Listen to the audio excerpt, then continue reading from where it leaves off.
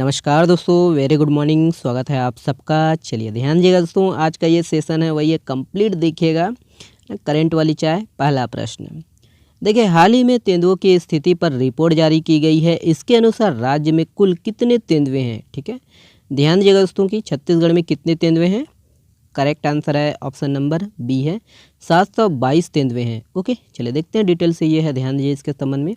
तो याद रखिएगा दोस्तों कि केंद्रीय पर्यावरण, वन और जलवायु परिवर्तन मंत्री श्री भूपेंद्र यादव ने भारत में दोस्तों तेंदुओं की जो है स्थिति पर रिपोर्ट जारी की गई है। और 2022 की जो है गणना रिपोर्ट में देश में दोस्तों तेंदुओं की जो है संख्या बढ़कर औसतन, ध्यान दीजिएगा, 13,874 हो गई है। तो देश में कुल कितने तेंदुए हैं?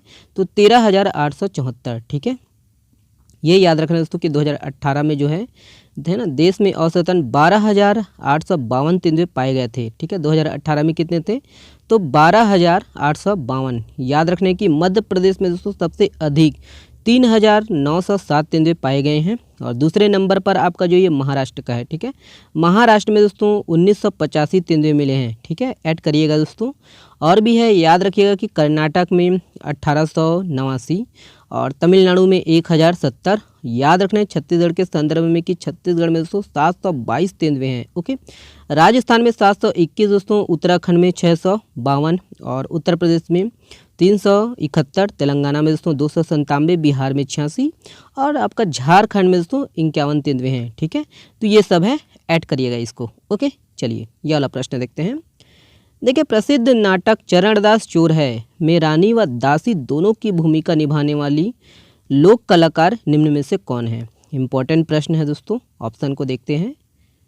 करेक्ट आंसर है दोस्तों ऑप्शन नंबर बी है, पूनम विराट तिवारी जी। ओके, तो दोनों के संदर्भ में देखेंगे दोस्तों, हबीब तनवीर जी और आपका पूनम विराट तिवारी जी। ठीक है, डिटेल से याद रखिएगा जितने भी पॉइंट हैं। देखते हैं, यह दोस्तों की प्रसिद्ध रंगकर्मी, नाटककार और निर्देशक स्वर्गीय श्री हबीब तनवीर जी का जो है जन्म छत्तीसगढ़ में हुआ था। और उन्हें दोस्तों वर्ष 1983 में दोस्तों पद्मश्री और 2002 में पद्म विभूषण सम्मान मिला। ओके, और ये ऐड करना है दोस्तों कि उनकी जो है सबसे प्रसिद्ध और सबसे सफल नाटक चरणदास चोर है, ये है। ठीक है, और इसी नाटक में दोस्तों लोक कलाकार 60 वर्षीय पूनम तिवारी ने रानी व दासी दोनों की जो है भूमिका निभाई थी। ओके, और ये ऐड करना है दोस्तों कि पूनम विराट तिवारी को छत्तीसगढ़ शासन की ओर से दोस्तों 2016 में दाऊ मंद्रा जी स्मृति सम्मान से नवाजा जा चुका है।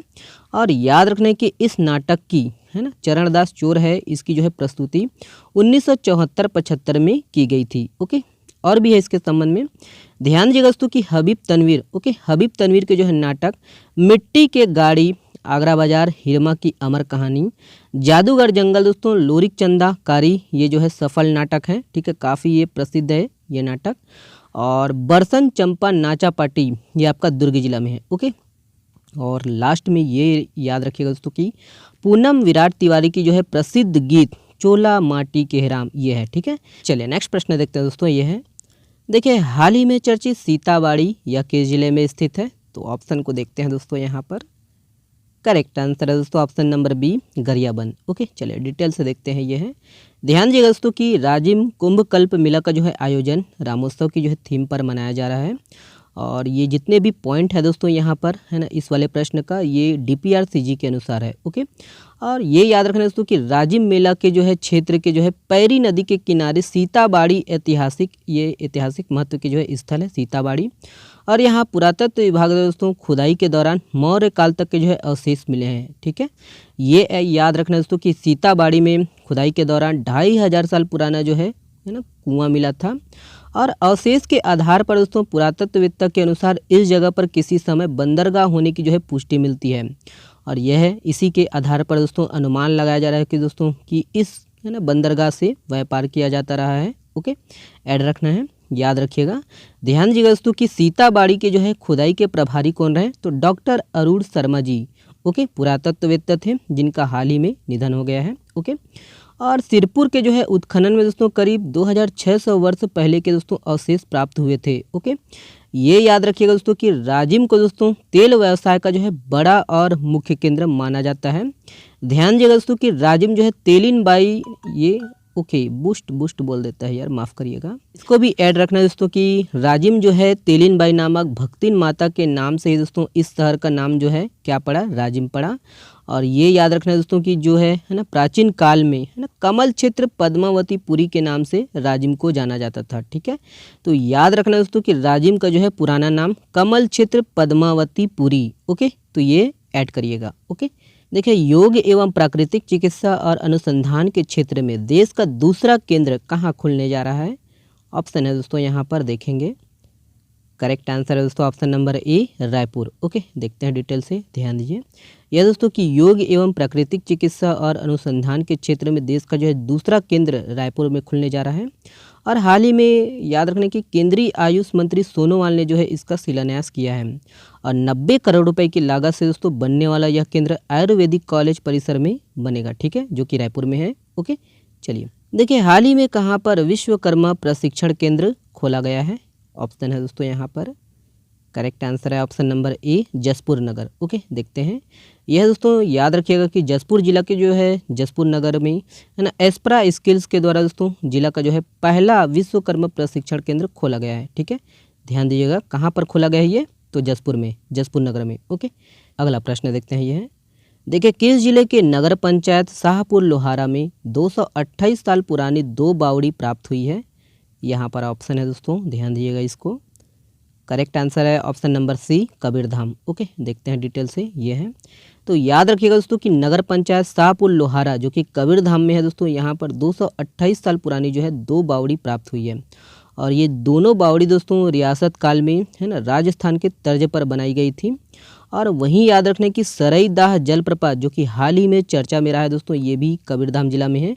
ठीक है, ये पंडरिया ब्लॉक के अंतर्गत आता है। ओके, और ये जो है याद रखने की यह नाला दोस्तों आगे जाकर किलकिला नाले के जरिए दोस्तों आगर नदी में प्रवाहित हो जाती है। ठीक है, तो ये सरईदाह जलप्रपात। ठीक है, और भोरम देव, ध्यान दीजिएगा कि भोरम देव और मड़वा महल और छेरकी महल ये तो कबीरधाम जिला में है। ठीक है, याद रखना इसको भी।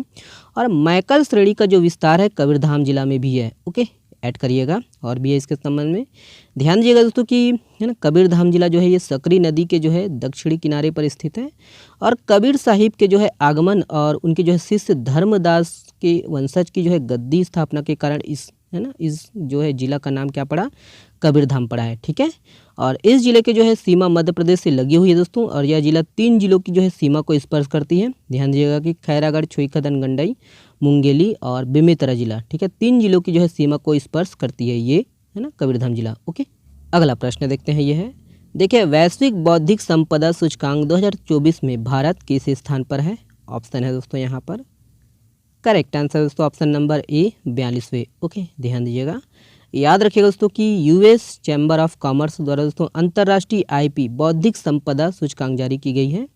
और इस सूचकांक में दोस्तों भारत 38.64% स्कोर के साथ 55 देशों में से है ना, याद रखना है 55 देशों में से 42वें स्थान पर है। ध्यान दीजिएगा, है ना 55 देशों में कौन से स्थान पर है, तो 42वें। ओके, और यही है कि संयुक्त राज्य अमेरिका दोस्तों इस सूची में पहले स्थान पर है, दूसरे स्थान पर यूके है और तीसरे स्थान पर फ्रांस है। ओके, चलिए, और अंत में दोस्तों ये वाला प्रश्न आप लोगों के लिए है, इको पर्यटन केंद्र टाटामारी या किस जिले में स्थित है? तो इसका जवाब दोस्तों आप लोग को देना है कमेंट्स बॉक्स में।